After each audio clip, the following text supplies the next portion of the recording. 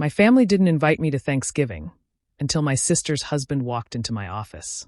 Please stay with me as I tell you my story, and please don't forget to support our channel by subscribing, liking, and sharing with your loved ones.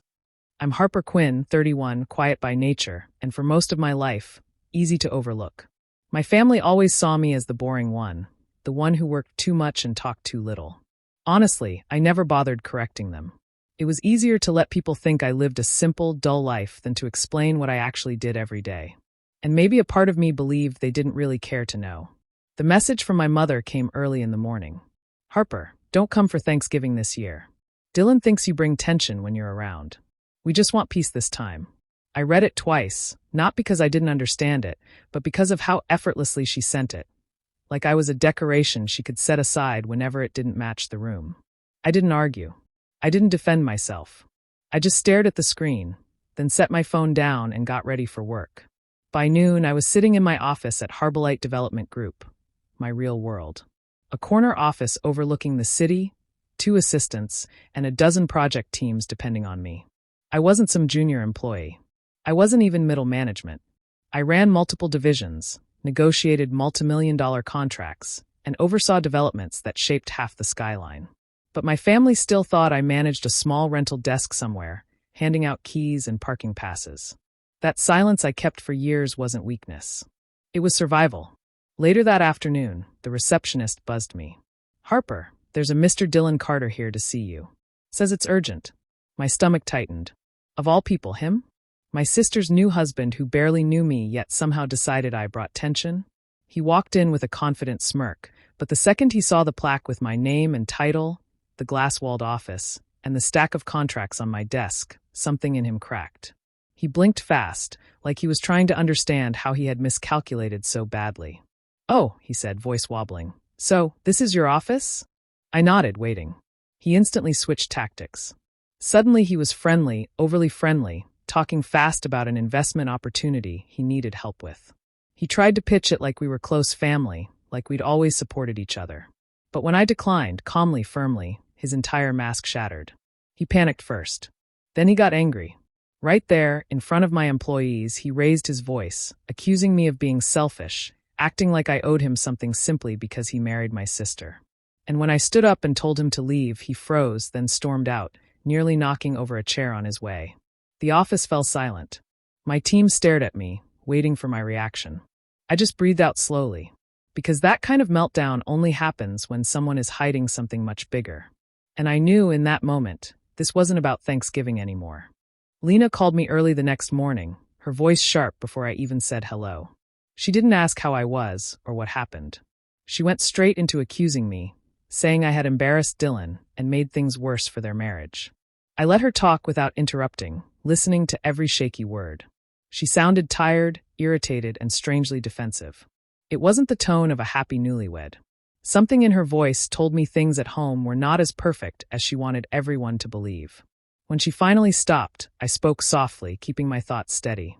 I didn't try to correct her or explain anything. I just told her that losing control in someone else's workplace was not normal behavior. She didn't respond to that. Instead, she hung up quickly, like she didn't want to admit anything. A few hours later, a private courier arrived at my office.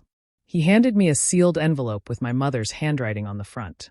She never sent things this way, so I knew it had to be serious. I opened it at my desk, half expecting a long apology for the Thanksgiving message. Instead, I found a full background report on Dylan. It was thorough, more detailed than anything a regular person could find on the internet. Someone had spent time and money digging into every part of his past. The pages told a clear story: unpaid loans, credit problems, failed business attempts, and a new loan request recently submitted under Lena's name without her permission. My chest tightened as I read the numbers and notes. It wasn't a small mistake. It looked like a plan. A nasty one. At the bottom of the file was a simple handwritten note from my mother. Her words were shaky. If he puts her in danger financially, please protect Lena. She won't listen to me. I sat back in my chair, letting the weight of it settle. My mother had looked into Dylan herself. She knew something was wrong. She trusted me enough to send me everything she found, yet she couldn't bring herself to talk to me directly. Not a call, not a conversation, just a silent envelope delivered by a stranger. It stung more than I expected. She had kept me out of Thanksgiving, yet here she was asking me to step in and save my sister from a disaster she didn't want to face aloud. For a long time, I stared at the report, thinking about Lena, her strained voice, and the anger she threw at me earlier. She had no idea what she was standing next to, and no one else in the family seemed willing to confront the truth. I closed the file and made a quiet decision. I wasn't going to stay in the background anymore. I wasn't going to let them treat me like some distant relative they could dismiss whenever it was convenient. If no one else would protect Lena, then I would. And I would do it without hiding who I really was anymore. I drove to Lena and Dylan's house without calling first. I didn't want more excuses or another argument over the phone. I needed to look them in the eye and put everything on the table. The drive felt longer than usual, even though I had taken that road many times. I wasn't angry, just focused. My sister needed the truth, and I wasn't going to wait for things to get worse. When I reached their porch, I knocked once. Dylan opened the door almost immediately, like he had been watching from inside. His face went pale the second he saw me. He tried to stand in the doorway, blocking the entrance with a stiff, nervous smile. He acted like I was there to start a fight, when all I wanted was a conversation. His hands shook slightly, and he kept glancing over his shoulder, as if hoping Lena wouldn't come out. I didn't push him, argue, or explain myself. I simply stepped around him and walked inside. He didn't have the courage to stop me. I went straight to the dining room table and set the folder down where both of them could see it. I didn't need to say what it was. The thick stack of papers spoke loudly on its own. Lena came from the hallway, her eyes moving between me and Dylan. She immediately noticed his tense posture, the way he kept swallowing hard, and how he wouldn't look at the folder. She frowned and asked him what was going on. He muttered something under his breath, too quiet for either of us to understand.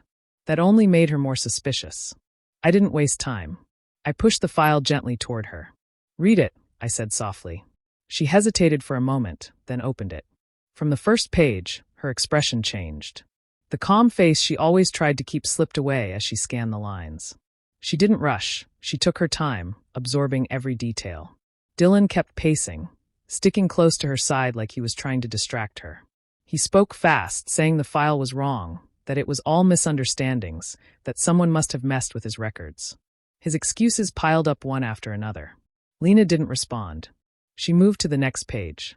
Then the next. Dylan's voice grew louder.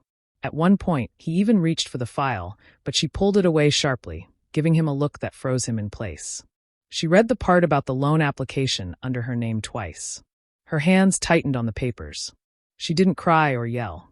She just stared at Dylan with a stunned expression, as though she was looking at a stranger she'd never met before.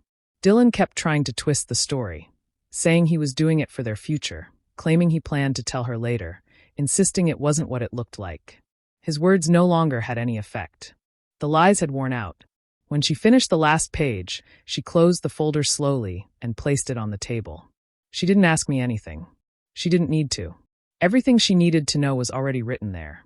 She turned to Dylan and told him to leave. He blinked, confused, as if he expected her to defend him. She repeated herself, louder this time. Her voice didn't shake. She wasn't negotiating. She wasn't waiting for another excuse. She pointed at the door. And Dylan, with nothing left to hide behind, walked out without taking a single thing with him. I stayed silent, giving her space. The truth had spoken for itself. Lena didn't speak at first. After the door closed behind Dylan, she stood there gripping the back of a chair like she needed something solid to hold on to. When she finally sat down, her shoulders dropped, and all the strength she had been trying to keep together slipped away. She didn't try to hide how shaken she was. The truth had hit her hard, and she let out a quiet, broken sound before covering her face with her hands. I didn't touch her or rush her. I just stayed nearby so she wouldn't feel alone. When she lifted her head again, there were tears in her eyes, but also a kind of clarity I hadn't seen in a long time. She admitted she had noticed things earlier, comments, strange behavior, missing money, but convinced herself it wasn't serious. She told me she wanted to believe Dylan would eventually calm down and act responsibly. Saying it aloud made her feel foolish, and she wiped her face fast, like she was embarrassed to let me see her crumble. She looked at me for a long moment before asking the question she had carried for years: why I never told the family anything about my real job or what I'd achieved. I could see she wasn't asking out of curiosity. She was trying to understand how we became so distant without even noticing it happen. I told her the truth in simple words. I explained that I had stopped trying to explain myself when I realized no one listened. Every time I tried to open up, the conversation shifted back to someone else. After a while, saying less became easier. I wasn't angry about it, I had just accepted it. But looking at her now, I realized how much space that silence created between us. She apologized sincerely, not just for today, but for years of small moments she never noticed. For always assuming I was fine simply because I didn't complain. For letting other people's opinions about me shape her own. Hearing her say those things didn't fix everything, but it made the room feel lighter. Then she asked for help. Not in a frantic way, but with steady determination. She wanted to protect her savings, her credit, everything she had built. She didn't want to fall deeper into the mess Dylan had created. I agreed right away. We sat together and went through the steps, locking down her accounts, resetting passwords, placing alerts, and making sure he couldn't access anything under her name. She watched every step carefully, wanting to understand it all. Later, my mother called. Her voice trembled as she asked if Lena was all right. She sounded uncertain, like she wasn't sure if she even had the right to ask after shutting me out. She apologized in her own way, halting, scattered, but sincere. It didn't erase what happened, but it showed she finally understood the seriousness of the situation. By evening, Lena and I had talked more than we had in months. The tension that used to sit between us felt weaker, replaced by something closer to what we had before life pulled us apart. It wasn't perfect, but it was a start. For the first time in a long time, it felt like we were on the same side again. I reached my mother's house early in the morning, long before anyone expected company. I didn't text or call ahead. I simply walked up to the door and knocked. For a moment, all I heard was movement inside. Chairs shifting, voices, the quiet rhythm of a holiday morning. Then the door opened, and the room behind my mother fell silent. She froze the second she saw me. Her eyes widened, not with anger, but with shock. It was clear she believed I wouldn't show up after being told to stay away. A few relatives who were already seated in the living room stared at me like they were seeing someone they hadn't met before. No one said anything right away. They were caught between confusion and guilt, unsure if they should welcome me or pretend nothing had happened. Before anyone could speak, Lena stepped up beside me. She didn't say a word, but her presence alone changed the whole atmosphere. The same people who had judged me quietly now stared at her, waiting for some clue about what was going on. She didn't look embarrassed or uncertain. She stood with a calmness that made everything feel different. It was the first time in years she had stood with me in front of our family without hesitation. My mother's gaze moved from me to Lena, then back again. I reached into my bag and handed her the same folder I had shown my sister. I didn't try to explain it. She recognized it immediately. She held it carefully, as if afraid of what she might see inside. She stepped back and opened it right in the doorway. The moment her eyes landed on the first page, her expression changed. Her mouth tightened, and her hands shook slightly. She kept turning pages, each one pulling her deeper into the truth she had tried to ignore. The relatives nearby leaned forward, trying to understand what she was seeing, but they didn't ask. They could tell it wasn't something for them to interrupt. By the time she reached the part about the loan under Lena's name, her strength gave out. Her shoulders slumped, and she let out a heavy, trembling breath. She looked up at me, and for the first time in a long time, she didn't look like a mother defending her decisions. She looked like someone who finally realized she had misjudged the wrong person. She apologized quietly.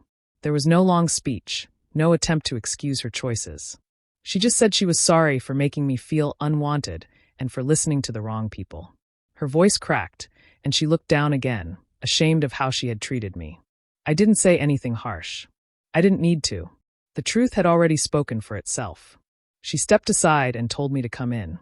The family moved out of the way, giving me space at the table like it was the most natural thing in the world, even though a day earlier they thought I wouldn't be there at all. When we finally sat down for dinner, no one questioned my presence. No one talked over me or brushed me aside. People listened when I spoke. They treated me like someone who mattered, not an afterthought. For the first Thanksgiving in years, I felt like I wasn't sitting at the edge of the room. I was finally recognized, not because I demanded it, but because the truth made it impossible for them to ignore me anymore. Dylan showed up later in the afternoon, long after everyone had settled into a calmer rhythm. The doorbell rang hard, not like a normal visitor, but like someone trying to force their way into the day. A few of my relatives peeked through the window and whispered his name. I felt Lena tense beside me. Before anyone could decide what to do, I walked to the door and stepped outside. He was standing on the porch with a desperate, angry look on his face.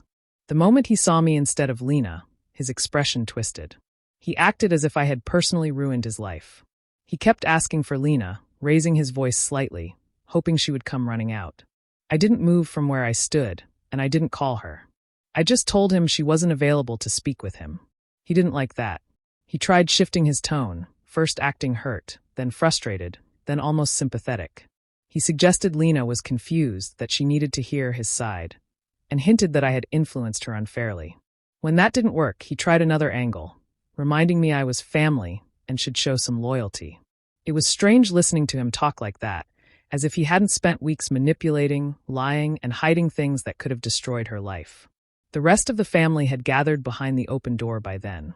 No one interrupted. They simply watched, waiting to see what I would do. Dylan kept speaking faster, his voice rising every few seconds, as if volume would change the facts. I stayed calm. I told him clearly that whatever story he had prepared wouldn't erase the evidence. Then I took out my phone and showed him the documents I had backed up, emails, screenshots, and the video from my office lobby where he lost control in front of my employees. I didn't shove it in his face. I simply held it up and let him see it for himself. His face changed instantly. The anger faded, and something closer to fear replaced it. He looked from the screen to me, then toward the house. He realized there was no way to twist it now. There was proof of everything, and none of it worked in his favor. He opened his mouth to speak, but nothing came out. All the confidence he had walked up with disappeared. Lena stepped into the doorway, far enough for him to see her, but not close enough for him to reach. She didn't yell or cry. She simply shook her head once and told him she wasn't interested in anything he had to say.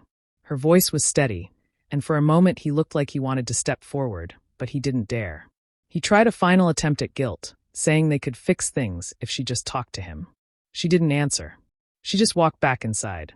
I stepped closer and told him plainly that if he tried contacting her again, through messages, friends, or showing up in person, it would be handled through the police. I wasn't bluffing, and he knew it. He didn't argue. He just backed away slowly, anger and panic mixing on his face, then turned and walked down the driveway without another word. When I closed the door behind me, the whole house exhaled. Lena didn't thank me out loud, but the look she gave me said everything. The door stayed shut and Dylan stayed gone. Lena and I sat together in the quiet living room after Dylan left. The noise from the kitchen faded, giving her space to speak without feeling watched. She took a slow breath and finally began talking about what life with him had really been like. She described small remarks he made that chipped away at her confidence, how he twisted simple disagreements into her fault, and how he made her doubt her own memory whenever she questioned something. She admitted she stayed quiet because she didn't want anyone to think her marriage was falling apart. Saying these things out loud seemed to lift a weight off her chest. I didn't push her for more. I just listened and reminded her she wasn't to blame for any of it. When she asked what to do next, I guided her through the steps that would keep her protected. We went over important documents, checked her credit, and made sure there were no surprise accounts tied to her name.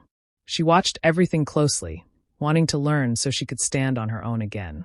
There was a steadiness in her eyes that hadn't been there earlier, a sign she was beginning to reclaim herself. Later, my mother came to join us. She sat down carefully, like she wasn't sure she had the right to be part of the conversation. She looked between us and admitted something she had never said before, that she often compared me and Lena without noticing the harm it caused. She said she thought pushing us in different directions would motivate us, but now she could see it only created distance and misunderstandings. Hearing her say that out loud made the room feel strangely still. It wasn't an excuse, just an acknowledgement she should have made years ago. When she asked me to share more about my own life, I hesitated at first. I wasn't used to talking about myself in this family, but I realized if we were trying to start fresh, I needed to be open too. I told them about the projects I worked on, the long hours that shaped my career, the struggles I went through silently, and how I stopped sharing because no one seemed interested.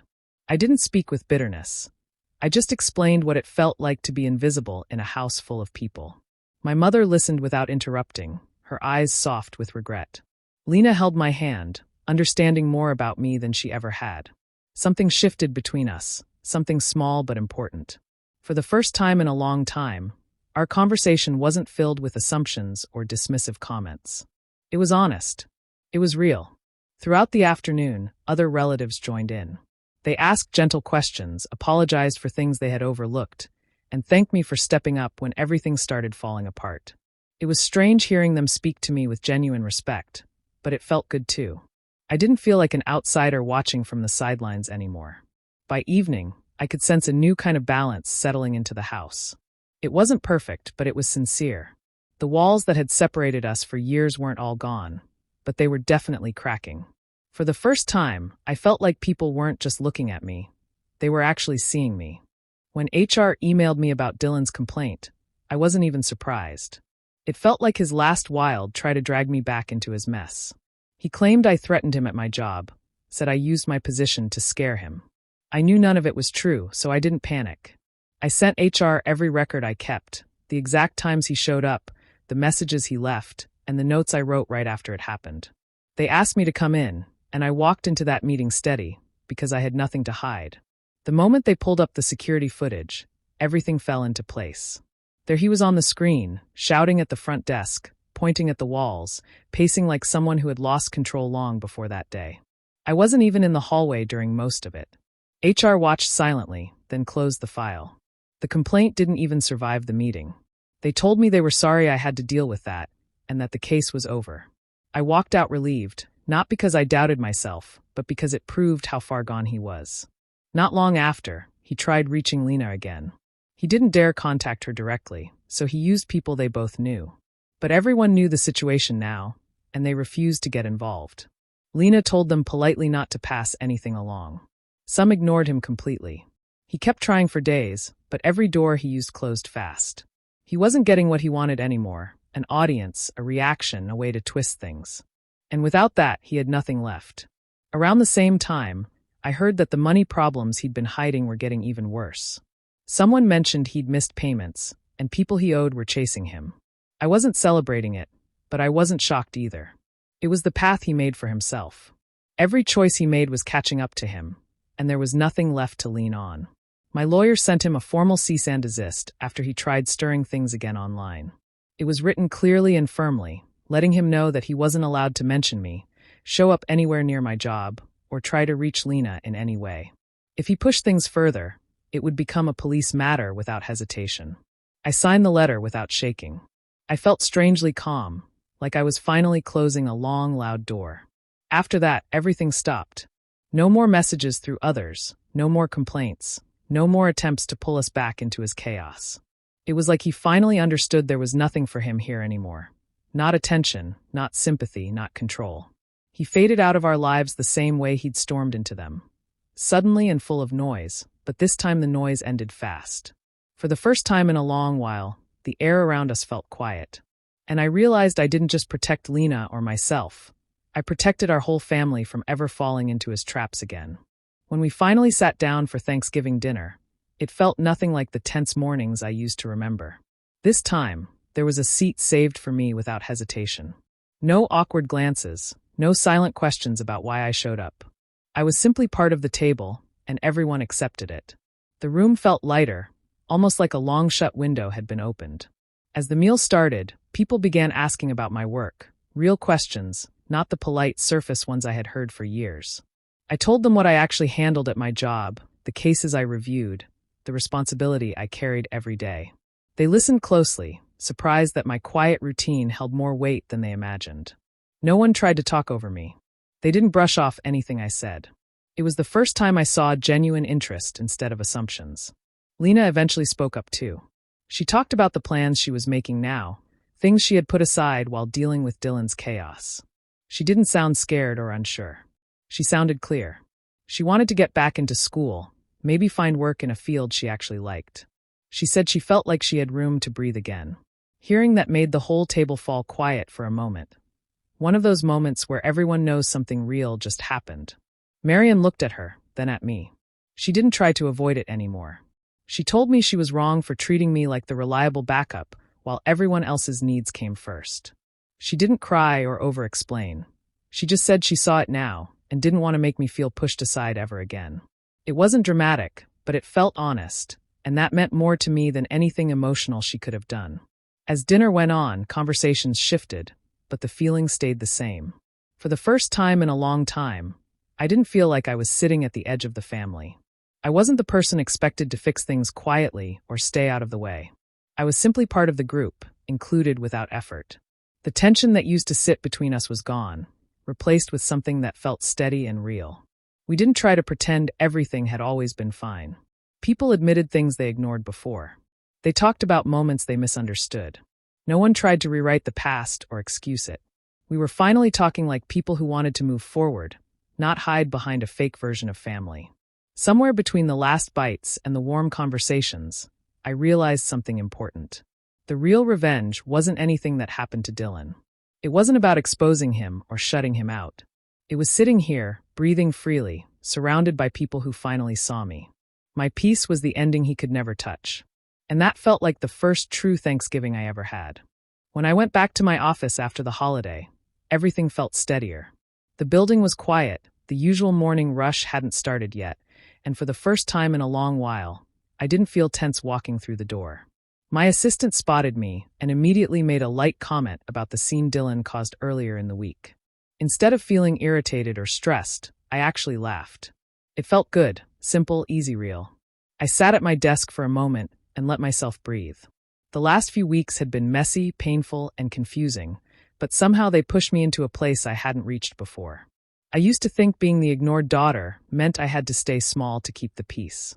Now I understood that stepping back didn't make things calmer. It just silenced me. And I wasn't silent anymore. Later that day, my phone buzzed with a message from Lena. It wasn't long, just a few lines, but the sincerity in it hit me harder than I expected. She said she finally saw things clearly and was grateful I stood by her even when she didn't understand what was happening. She told me she was taking things one step at a time and felt stronger knowing she wasn't alone. I read it twice before setting it aside, feeling something unsteady but warm in my chest. Not long after, Marian called. Her tone was different. No rush, no pressure, no judgment tucked between her words. She asked if I could help plan Christmas this year because she wanted it to feel right for all of us. For the first time, she wasn't telling me what to do. She was asking. That small shift meant more than anything else she could have said. As the day went on, I realized how different everything felt now. I wasn't standing outside my own family anymore. I wasn't trying to earn a place that kept moving away from me. They saw me, really saw me, and not because I fought for attention, but because I finally stopped shrinking. When I closed my office door that evening, one thought stayed with me. They tried to shut me out, whether they meant to or not.